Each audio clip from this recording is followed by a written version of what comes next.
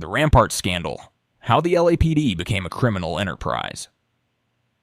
The Rampart Scandal stands as one of the most shocking cases of police corruption in U.S. history, exposing deep-rooted criminality within the Los Angeles Police Department, LAPD, during the 1990s. The scandal centered around the Rampart Division's anti-gang unit, the Community Resources Against Street Hoodlums, CRASH, which was meant to combat the city's rising gang violence. Instead, it became an organized criminal network within the police force itself, with officers engaging in drug dealing, bank robberies, falsifying evidence, and even murder. The scandal came to light in 1997 when Officer Rafael Perez, a key figure in the unit, was arrested for stealing cocaine from an LAPD evidence locker. In exchange for a reduced sentence, Perez provided an extensive testimony detailing the widespread corruption within the CRASH unit. His confessions implicated over 70 officers in criminal activities, shaking the very foundation of the LAPD. Perez described how officers routinely framed suspects, planting drugs and weapons to secure convictions. He admitted that fabricated police reports were a common practice and that officers covered for one another, ensuring that their misconduct remained hidden from higher-ups and the public. In many instances, innocent individuals were sent to prison based on entirely false evidence. Some were even shot by officers who later justified the killings as self-defense, despite the victims being unarmed. One of the most infamous cases linked to the Rampart scandal was the shooting of Javier Ovando. Ovando, a 19-year-old gang member, was unarmed when he was shot and paralyzed by officers who later planted a weapon on him to justify the use of force. He was wrongfully convicted of assaulting the police and sentenced to 23 years in prison. After the scandal unraveled, Ovando was exonerated and later received one of the largest police misconduct settlements in U.S. history. Beyond violence and false convictions, CRASH officers were deeply involved in drug trafficking. Many officers stole drugs from dealers, resold them on the streets, or took bribes to allow certain gangs to operate freely. Some officers even worked as enforcers for criminal organizations, using their badges to intimidate and eliminate rivals.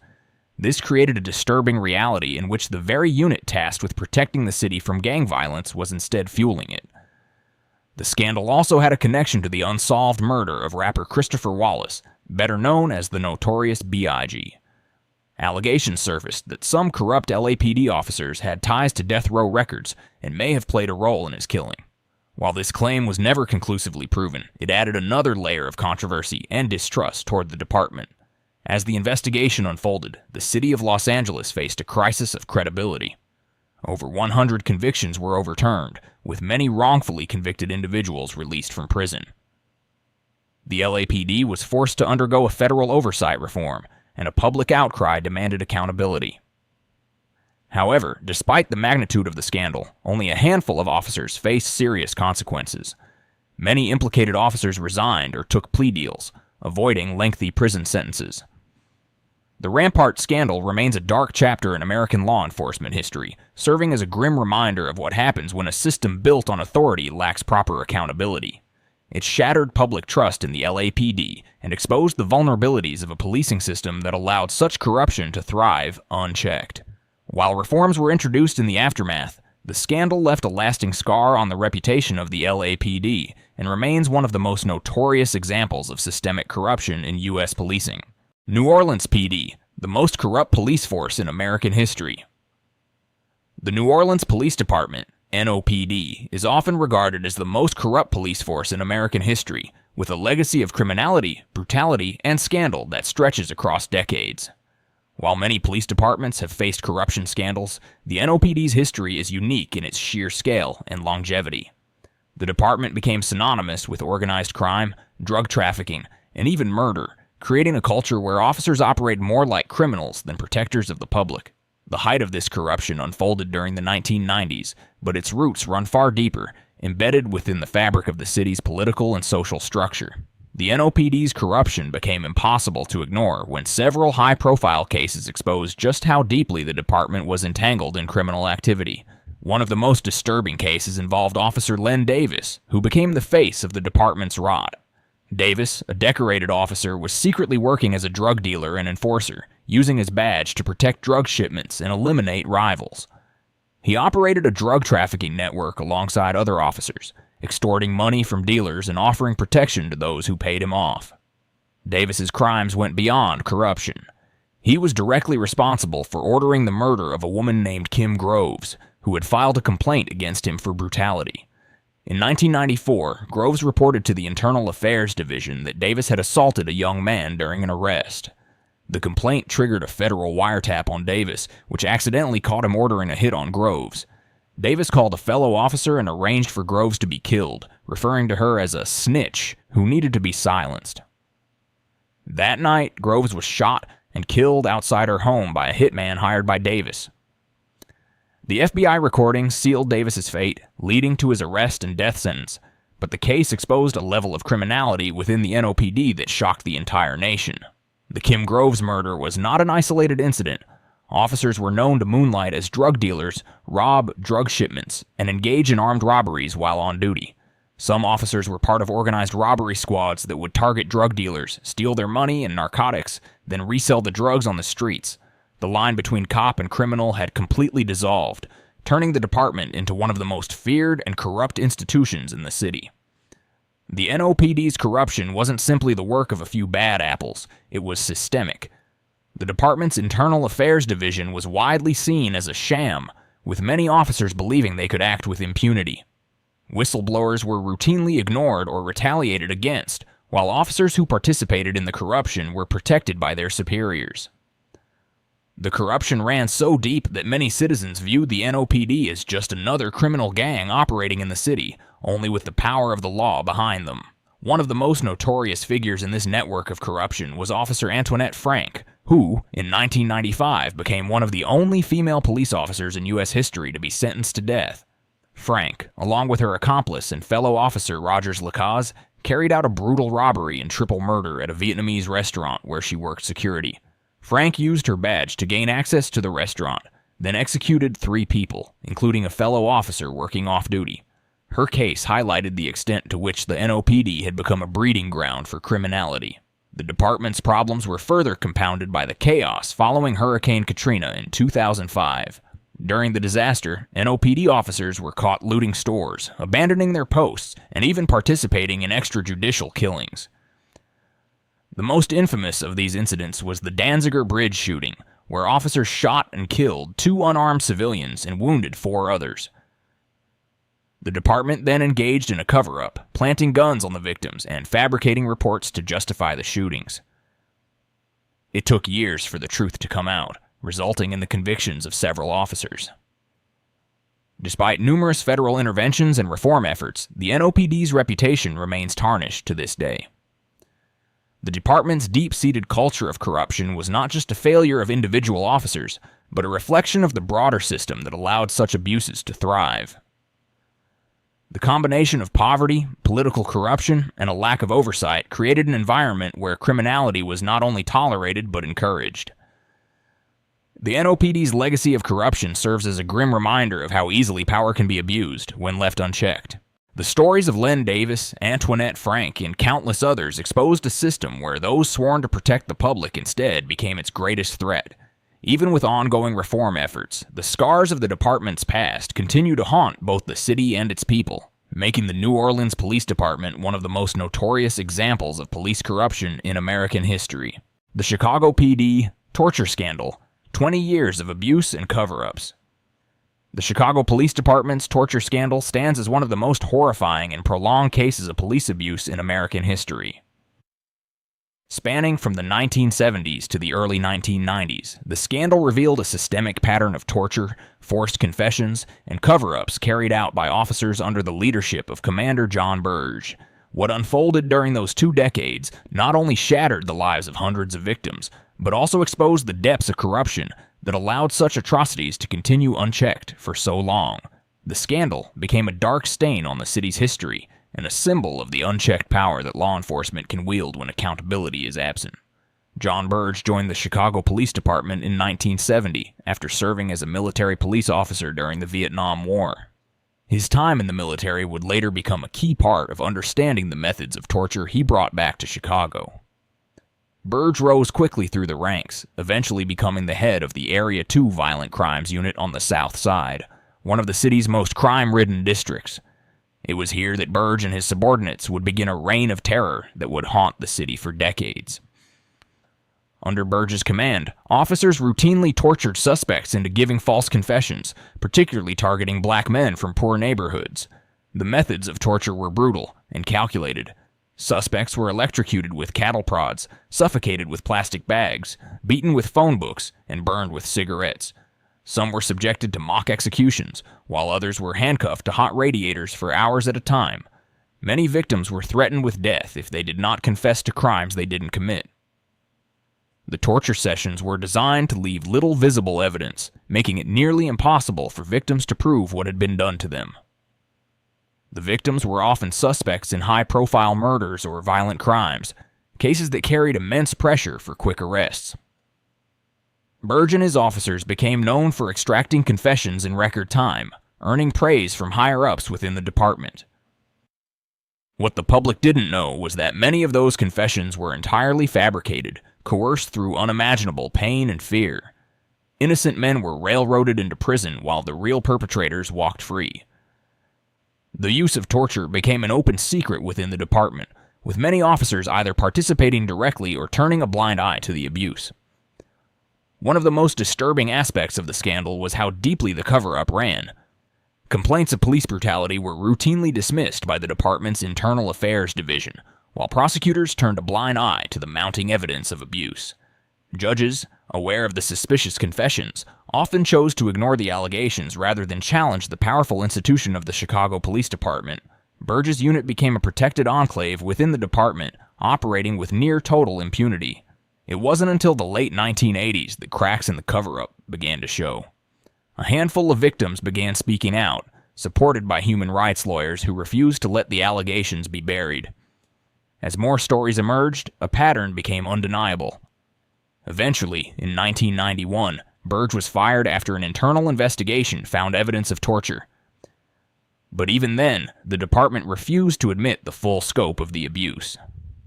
For years, the city's government continued to shield Burge and his officers, settling lawsuits quietly and avoiding any official acknowledgement of the scandal.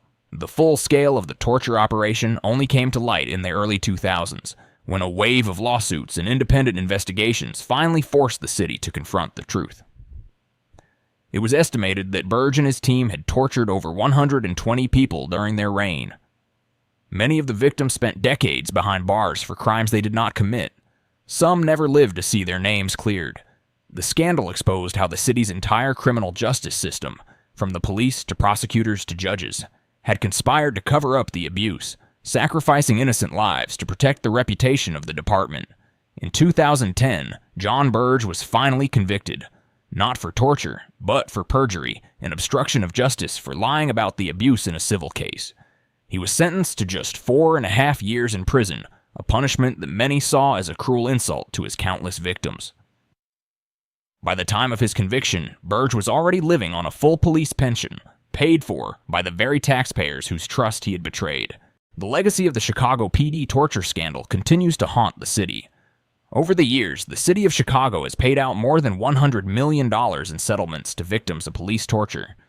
In 2015, the city became the first in the United States to offer reparations to victims of police violence, including financial compensation, counseling, and free education.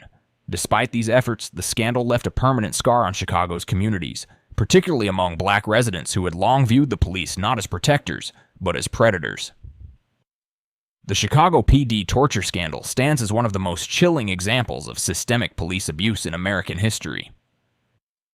It revealed how easily power can be weaponized against the most vulnerable when there is no accountability. The torture chambers of John Burge's unit were not the work of one rogue officer. They were the product of a system that allowed and protected such horrors for decades.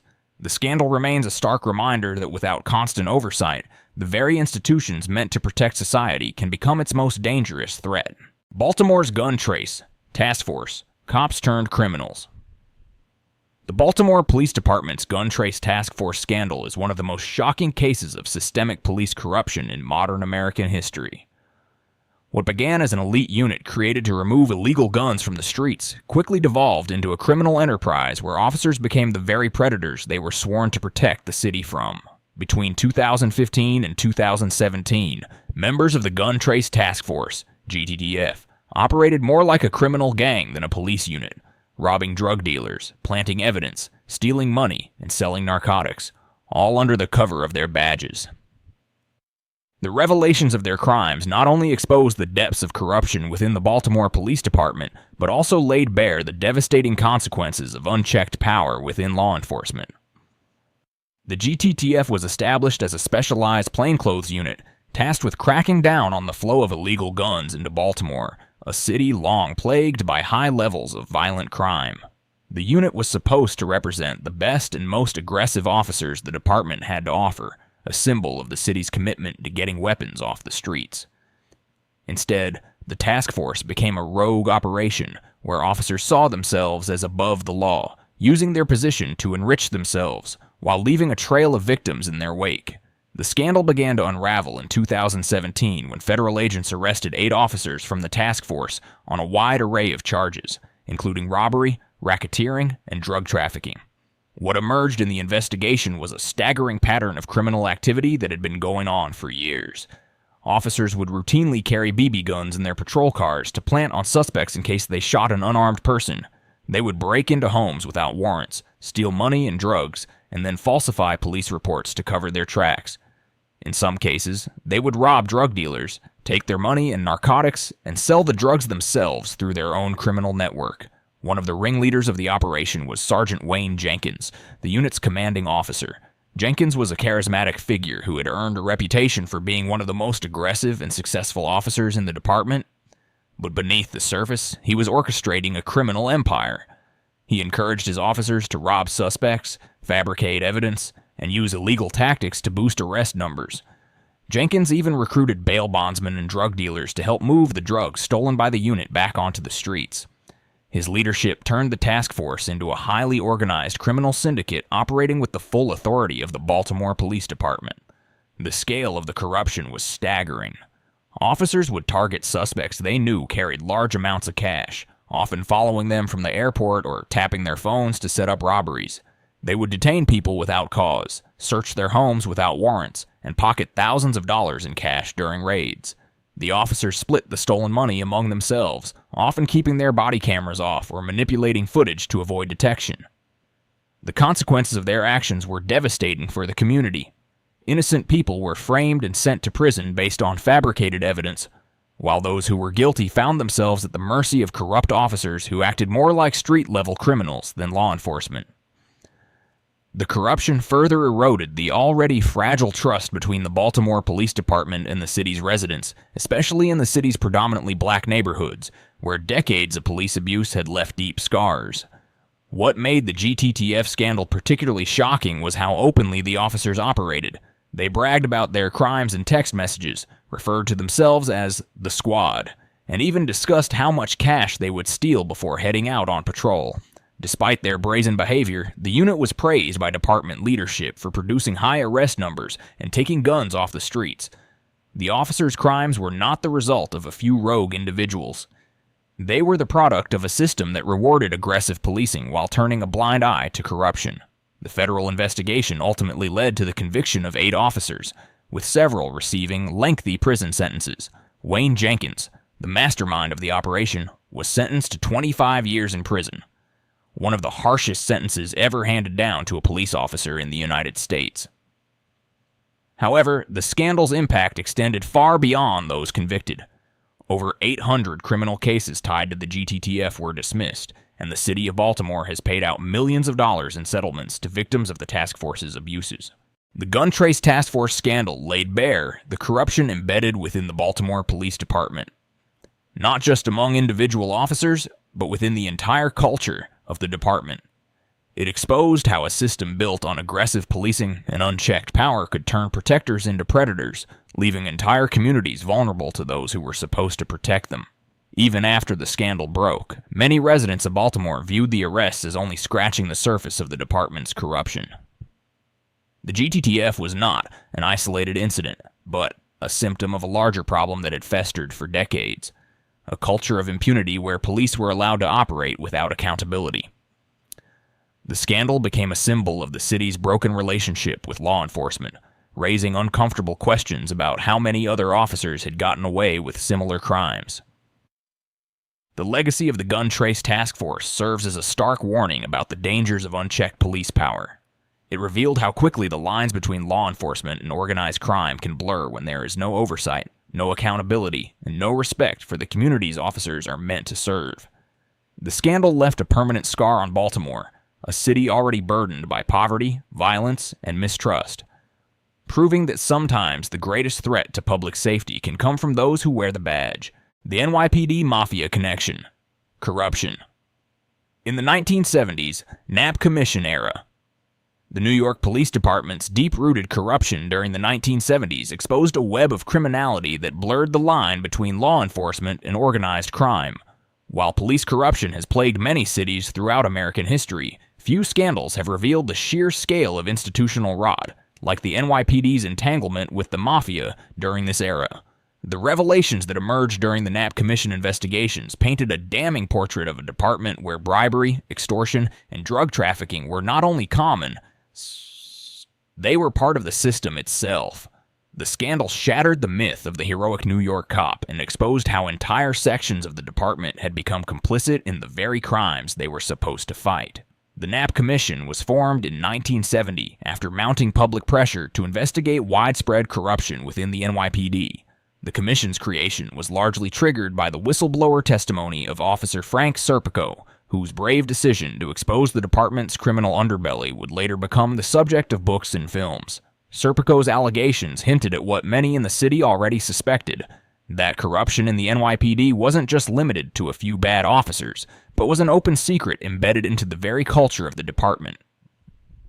The Commission's hearings uncovered two distinct forms of police corruption. There were the meat eaters, officers who aggressively sought out bribes and criminal opportunities, acting as full-fledged criminals with badges. Then there were the grass eaters, officers who didn't actively seek out corruption but willingly accepted payoffs and looked the other way when criminal activity unfolded around them. What became clear was that both types were widespread, and the line between cop and criminal had become increasingly difficult to see. At the heart of the NYPD's corruption was its relationship with the Mafia. Organized crime families like the Gambinos, Lucchese's, and Genovese's controlled much of New York's illegal economy, including drug trafficking, gambling, prostitution, and loan sharking. Instead of fighting these criminal empires, many officers became their partners. Mobsters would pay police officers regular bribes, known as the pad, in exchange for protection, tip-offs on upcoming raids, or simply to be left alone. The money flowed through entire precincts, creating a system where silence was bought and loyalty to the Mafia often outweighed loyalty to the law. One of the most notorious examples of this relationship was the NYPD's partnership with the infamous drug kingpin Nicky Barnes, known as Mr. Untouchable. Barnes operated one of the largest heroin rings in Harlem during the 1970s, flooding the streets with drugs while NYPD officers acted as his personal security. In exchange for regular cash payments, officers would tip Barnes off about upcoming investigations, allow his drug shipments to pass through checkpoints, and even help him eliminate rivals by leaking information. Barnes later testified that the police were just another gang, indistinguishable from the criminals they were supposed to be hunting. But the corruption didn't stop at drug dealers. In the seedy underworld of New York's illegal gambling parlors and after-hours clubs, officers would make their rounds like tax collectors, picking up envelopes stuffed with cash from bar owners, bookies, and brothel operators. Entire units, including the NYPD's Vice Squad, operated as little more than protection rackets, ensuring that those who paid were left in peace, while those who refused were shut down or arrested.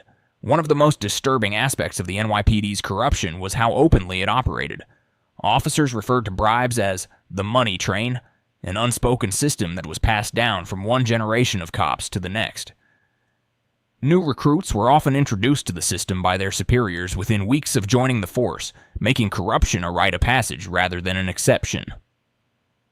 Those who refused to participate faced isolation, harassment, or even death.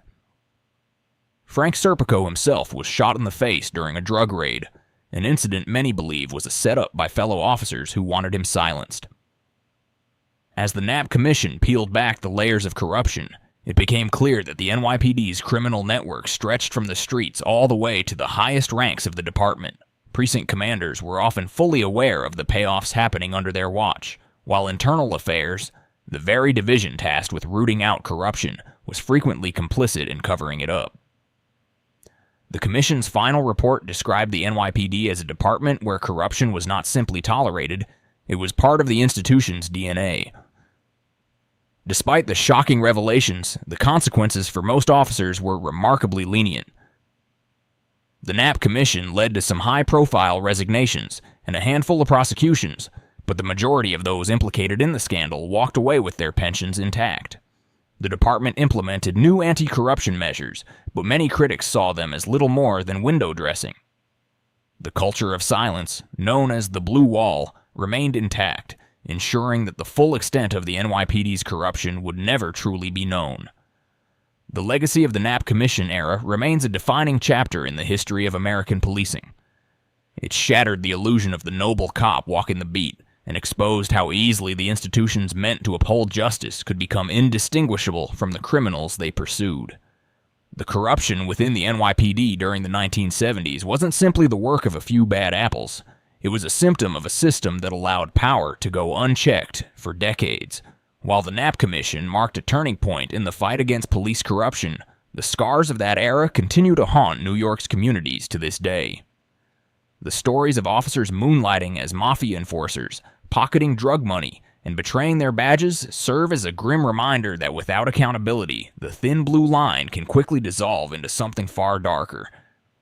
The NYPD's partnership with organized crime in the 1970s remains one of the most chilling examples of how the pursuit of power and money can corrupt even those sworn to uphold the law, leaving behind a legacy of broken trust that has never fully healed.